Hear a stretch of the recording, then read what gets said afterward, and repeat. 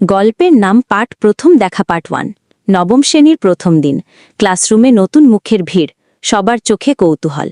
ঠিক তখনই দরজায় এসে দাঁড়ায় মেঘলা, চোখে চশমা, হাতে বই, আর মুখে হালকা একটা লাজুক হাসি।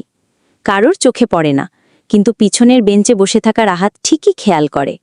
ক্লাসে একটা মাত্র ফাঁকা বেঞ্চ, রাহাতের পাশেরটা। মেঘলা বাধ্য হয়ে ওখানেই বসে। প্রথম প্রথম কথা হতো না, কিন্তু প্রতিদিন ছোট ছোট কিছু জিনিসে একে অপরের দিকে টান বাড়ছিল। চোখাচোখি, খাতায় টোকা দিয়ে কিছু দেখানো, টিফিন ভাগ করে নেওয়া।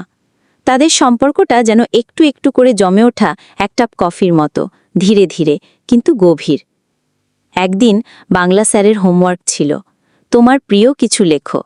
মেঘলা লিখেছিল, বৃষ্টি আর চুপচাপ বসে থাকা এমন কাউকে পাশে, যে না বলেও অনেক কিছু বলে দেয়। রাহাত লিখেছিল, প্রথম বেঞ্চ, জানলার পাশে, আর একজন যার মুখে হালকা হাসি থাকে সবসময়। স্যার খাতা পড়ে শুনিয়েছিলেন ক্লাসে। সবাই হেসেছিল, কিন্তু তারা দুজন চুপচাপ বসেছিল, মুখে লুকানো একটা বিশেষ হাসি নিয়ে।